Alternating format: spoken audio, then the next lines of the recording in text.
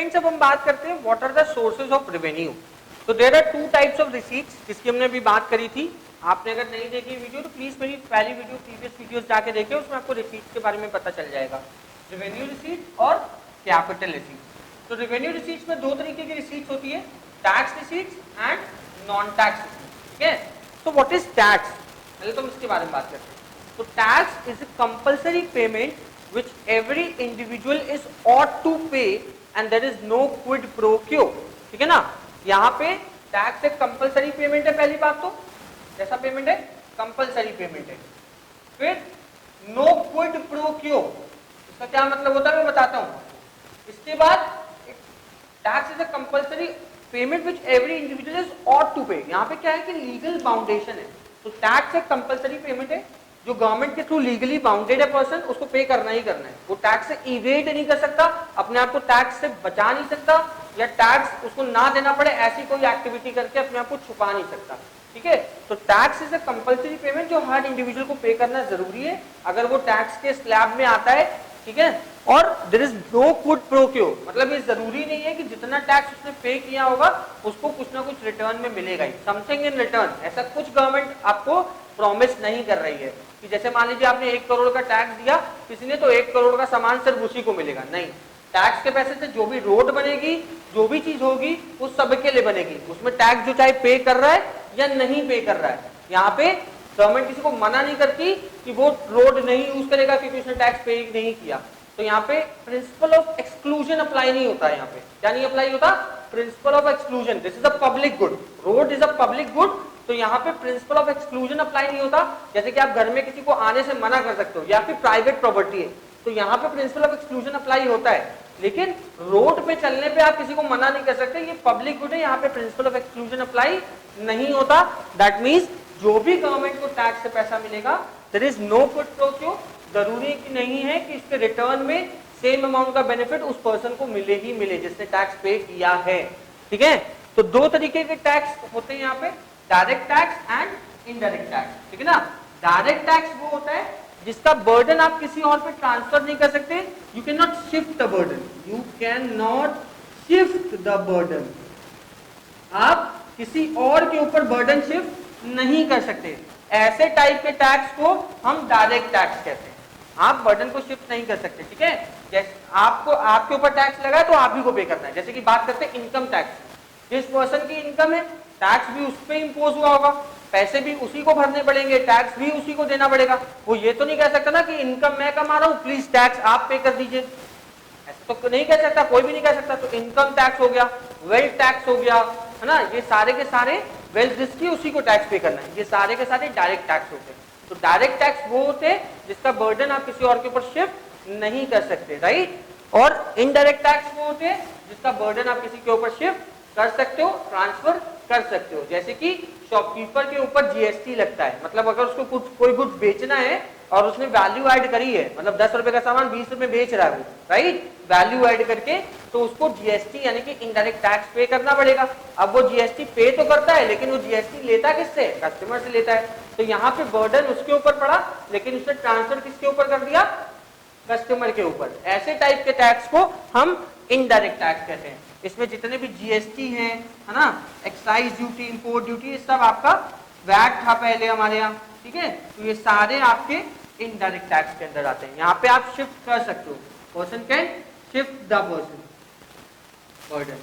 तो basically impact और incidence यहाँ पे टर्म यूज होते हैं कि यहाँ पे कस्टमर के ऊपर जो टैक्स पे कर रहा है उसी के ऊपर इम्पैक्ट आ रहा है और उसी के ऊपर इंसिडेंस आ रहा है। यहाँ पे इम्पैक्ट और इंसिडेंस ये दोनों अलग अलग पर्सन पे है। इम्पैक्ट किसी एक पर्सन पे पड़ेगा, इंसिडेंस किसी और दूसरे पर्सन का। इम्पैक्ट मतलब जिसपे टैक्स इंपोज किया गया, सपोज शॉपकीपर पे टैक्स इंपोज करा गया तो इम्पैक्ट उस पे आया। लेकिन इंसिडेंस अल्टीमेटली बियर कौन कर रहा है टैक्स, कस्टमर। अल्टीमेटली बियर कौन कर रहा है टैक्स, कौन दे रहा है टैक्स, कस्टमर दे रहा है। तो इंसिडेंस उसके ऊपर आया, इंसिडेंस उस पर्सन पे पड़ता है जो अल्टीमेटली बियर करता है, और इम्पैक्ट उस पे पड़ता है जिस पर टैक्स इंपोज किया जाता है। तो यहाँ पे डायरेक्ट टैक्स में इम्पैक्ट और इंसिडेंस एक ही पर्सन पे पड़ता है और यहाँ पे इम्पैक्ट और इंसिडेंस दूसरे पर्सन पे पड़ता है। तो this is all about tax receipts. अब हम बात करते हैं नॉन टैक्स रिसीट्स की। ठीक है, तो नॉन टैक्स रिसीट्स में क्या होता है, टैक्स के अलावा होने वाली इनकम। गवर्नमेंट को पब्लिक सेक्टर अंडरटेकिंग, जो भी गवर्नमेंट की यूनिट्स हैं, जैसे मेट्रो है, रेलवे है, उससे इनकम होती है गवर्नमेंट को, उसको कहते हैं income from public sector units. Fees या लाइसेंस फीस गवर्नमेंट क्या करती है, डिफरेंट टाइप की आपको लाइसेंस देती है, ड्रग लाइसेंस देती है, अल्कोहल बेचने के लिए लाइसेंस देती है, तो वो पैसा लेती है ना आपसे, तो ये भी जो गवर्नमेंट फीस लेती है ये भी नॉन टैक्स रिसीट्स का पार्ट होता है। उसके बाद आते हैं फाइन्स एंड पेनल्टीज। जब आप कोई गलत काम करते हैं तो या आप मान लीजिए कोई ट्रैफिक सिग्नल तोड़ देते हैं या गवर्नमेंट की रूल्स को फॉलो नहीं करते हैं, तो गवर्नमेंट आप पे फाइन लगाती है, पेनल्टी लगाती है, चालान लेती है आपसे, चालान वसूलती है। ऐसे टाइप के रिसीट्स को हम नॉन टैक्स रिसीट करते हैं। एस्टीट क्या है? एस्टीट इट्स वेरी इंपॉर्टेंट टॉपिक। एस्टीट वो है कि जैसे मान लीजिए कि कोई पर्सन है और वो बेचारा मर जाता है और उसका कोई प्रॉपर्टी का लीगल हायर नहीं है, हियर HEIR, लीगल हेयर नहीं है, मतलब कि कोई इनहेरिटेंस में ऐसा नहीं है कि उसको इनहेरिट करी जा सके प्रॉपर्टी। अब कोई उसका आगे सक्सीडर नहीं है, कोई रिश्तेदार नहीं है, तो उसकी प्रॉपर्टी गवर्नमेंट एक्वायर कर लेती है ना। ऐसे टाइप के रिसीट को हम एस्टीट करते हैं, एस्टीट कहते हैं, राइट। कि गवर्नमेंट ने क्या करा कि जो कोई पर्सन है, कोई मर गया, उसकी प्रॉपर्टी है, उसका कोई लीगल हेयर नहीं है, तो गवर्नमेंट ने उस प्रॉपर्टी को एक्वायर कर लिया, राइट, उसको एस्टीट कहते हैं। स्पेशल असेसमेंट क्या है कि आपने मान लीजिए कहीं घर लिया, राइट, और वहां पे गवर्नमेंट ने कोई डेवलपमेंट कराया, कोई पार्क बनवाया, कोई रोड का काम करवाया, कोई ड्रेनेज का काम कराया, जिससे कि आपकी प्रॉपर्टी की वैल्यू बढ़ गई। सपोज करिए कि आपका पार्क यहाँ पे था, वहां पे क्रिकेट स्टेडियम बन गया, तो उससे कि आपकी प्रॉपर्टी की वैल्यू बढ़ गई, वहां पे आपको एमिनिटीज और अच्छी मिलेगी, राइट। तो गवर्नमेंट चाहे तो आपसे कुछ एक्स्ट्रा पैसा in the name of the development charge आपसे ले सकती है। ऐसे टाइप के असेसमेंट को हम स्पेशल असेसमेंट कहते हैं, right. And grants and aids और गिफ्ट, गवर्नमेंट को बहुत सारी अदर कंट्रीज भी हैं जो पैसा ट्रांसफर करती हैं, या अभी फंड्स हम लोग ट्रांसफर कर रहे हैं, कोई भी प्रॉब्लम आ जाती है तो पीएम केयर्स फंड में हम लोग एज अ डोनेशन पैसा ट्रांसफर कर रहे हैं, तो ये भी गवर्नमेंट की नॉन टैक्स रिसीट्स है। तो this is all about tax receipts और non tax receipts. Capital receipts के बारे में हम लोग नेक्स्ट वीडियो में पढ़ेंगे। Thank you. तो हम बात करते हैं एक्सपेंडिचर की। अब there are 4 types of expenditure basically, plan expenditure, non plan expenditure, developmental expenditure and non developmental expenditure. Plan expenditure क्या होता है? जो गवर्नमेंट के बजट में पहले से रहता है, कि मतलब मान लीजिए कि इस बार उन्हें इलेक्ट्रिसिटी को इम्प्रूव करने के लिए या ट्रांसमिशन इम्प्रूव करने के लिए ये खर्चे पहले से करने हैं, ये आपका प्लान एक्सपेंडिचर कहलाएगा। जब कोई डेवलपमेंट, कोई फ्लाईओवर इस साल बनाना ही बनाना है या मेट्रो बनानी ही बनानी है ना, तो ये पहले से प्लान्ड है। इस टाइप के एक्सपेंडिचर को हम क्या बोलेंगे? Planned expenditure. तो आप कह सकते हैं विच already in the budget, which already is in budget, है ना, तो वो हमारा प्लान एक्सपेंडिचर होता है। जो विच already is not in budget, तो वो हमारा नॉन प्लान एक्सपेंडिचर होगा। विच already is not in budget. भाई सपोज करिए कि कोई अभी जैसे हमारे यहाँ कोरोना वायरस का इतना ज्यादा इम्पैक्ट हुआ, तो आपने पीएम ने डोनेशन मांगी कि आप हमारे यहाँ पीएम केयर फंड में डोनेट करिए, तो ये नॉन प्लान एक्सपेंडिचर, इसके लिए कुछ अमाउंट तो गवर्नमेंट पहले से रखती है as a disaster management, but कम पड़ जाता है तो और डोनेशन मांगती है, कहती है कि भाई आपके जो वॉलंटियर्स हैं वो आपके हमारे यहाँ आके हेल्प करें, राइट। तो ये नॉन प्लान एक्सपेंडिचर है जिसका गवर्नमेंट को पहले से नहीं पता होता, वो बाद में उसको करना पड़ता है रीडेवलपमेंट। अर्थक्वेक आ जाता है तो फिर से उसको रोड्स वगैरह को बनाने के लिए फिर से खर्चा करना पड़ता है, तो ये आपका नॉन डेवलपमेंटल एक्सपेंडिचर होता है, नॉन प्लान एक्सपेंडिचर होता है। डेवलपमेंटल एक्सपेंडिचर, जो भी गवर्नमेंट पैसा डेवलपमेंट के लिए खर्च करती है उसे हम डेवलपमेंटल एक्सपेंडिचर कहते हैं। मतलब 2 तरीके के डेवलपमेंट होते हैं, एक तो सोशल डेवलपमेंट और एक इकोनॉमिक डेवलपमेंट। गवर्नमेंट कंट्री में पैसा लगा रही है ताकि इकोनॉमी का डेवलपमेंट, यानी कि एजुकेशन पे पैसा लगा रही है, इंफ्रास्ट्रक्चर पे पैसा लगा रही है, एसेट्स क्रिएट कर रही है, मेट्रो बना रही है ताकि कंट्री की जीडीपी या इनकम बढ़े, इसे हम इकोनॉमिक डेवलपमेंट कहते हैं। और लोगों का स्टैंडर्ड ऑफ लिविंग बढ़े, उन्हें बेसिक फैसिलिटीज मिले, रोड्स मिले, प्रॉपर इलेक्ट्रिसिटी मिले, है ना। ये सोशल गुड्स जब प्रोवाइड करती है गवर्नमेंट, क्या प्रोवाइड करती है? सोशल गुड्स, है ना, जिससे कि लोगों को सोशल एडवांटेज मिल सके। तो ऐसे टाइप के एक्सपेंडिचर को हम सोशल डेवलपमेंटल एक्सपेंडिचर कहते हैं।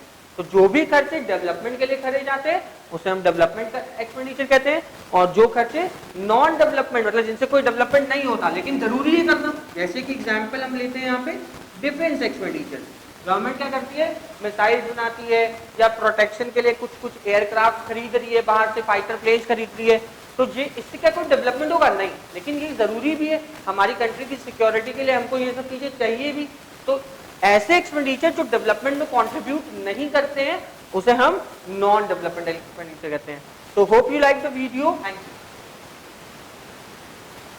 अब हम बात करते हैं इसके बाद फ्रेंड्स कैपिटल रिसीट्स। तो कैपिटल रिसीट्स में गवर्नमेंट की 3 तरीके की रिसीट्स आती हैं। ठीक, कैपिटल रिसीट्स क्या होती है मैं ऑलरेडी बता चुका हूं, जो गवर्नमेंट की लायबिलिटीज को बढ़ाएं या एसेट्स को कम करें।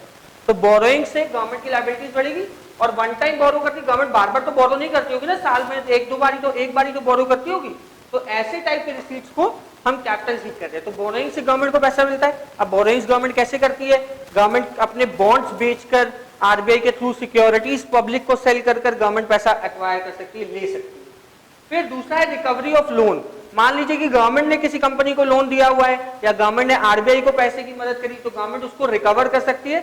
या मान लीजिए गवर्नमेंट ने, हमारी इंडिया ने किसी दूसरी कंट्री को लोन दिया हुआ है, ब्रिक्स का नाम सुना होगा आपने, जिसमें 5 कंट्रीज है जिसने अपना फंड मिलाया और मेंबर कंट्रीज को वो हेल्प करते हैं। तो उससे लोन की रिकवरी आ जाए, मतलब वो पैसा वापस आ जाए। एक ही बार पैसा मिलेगा ना, जो लोन दिया होता है किसी को तो वो एक ही बार तो रिटर्न करता है लोन, कि बार बार पैसा आके देता रहता है हमको, नहीं, प्रिंसिपल अमाउंट एक ही बार रिटर्न करता है। तो ये एक तरह की कौन सी रिसीट हो गई, कैपिटल रिसीट हो गई। डिसइन्वेस्टमेंट की बात करते हैं। डिसइन्वेस्टमेंट को अगर आप ब्रेक करके पढ़ेंगे तो ये बहुत इजी है अंडरस्टैंड को, लोग याद नहीं रख पाते कि डिसइन्वेस्टमेंट क्या है। हम कहीं पैसा लगाते हैं तो उसे इन्वेस्टमेंट कहते हैं। हम कोई एसेट्स खरीदते हैं जिससे हमें इनकम जनरेट होगी तो उसे हम इन्वेस्टमेंट कहते हैं। लेकिन जब उस एसेट्स को बेच देंगे, उससे पैसा निकाल लेंगे, कहीं पैसा आपने किसी शेयर्स में लगाया हुआ था और शेयर्स बेच दिए और पैसा विड्रॉ कर लिया, इसको डिसइन्वेस्टमेंट कहेंगे। इन्वेस्टमेंट किया था और अब पैसा निकाल लिया तो इसे क्या कहेंगे, डिसइन्वेस्टमेंट कहेंगे। तो वैसे ही जब गवर्नमेंट क्या करती है कि अपनी कंपनी के शेयर प्राइवेट सेक्टर को सेल आउट कर देती है तो उसे हम डिसइन्वेस्टमेंट कहते हैं। जैसे आपने एयर इंडिया का एग्जांपल अभी देखा होगा कि government wants to privatise Air India, right, या गवर्नमेंट ने पहले भी कई बार ऐसा डिसइन्वेस्टमेंट किया है, पब्लिक कंपनी के शेयर्स प्राइवेट सेक्टर को सेल आउट किए हैं, ठीक है, फॉर बेटर सर्विसेज, या प्राइवेट सेक्टर को इसलिए दे रही है कि सर्विसेज और इंप्रूव हो सके, मार्केट में अच्छा कंपटीशन बढ़ सके, हम बाहर के देशों से compete कर पाए, एक्सपोर्ट ओरिएंटेड प्रोडक्ट्स बना पाए।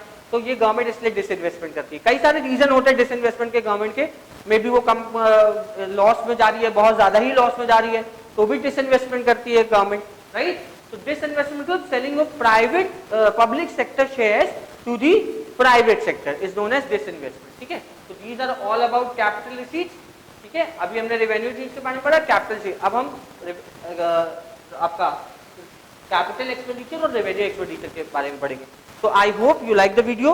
Please follow it and please comment for improvement.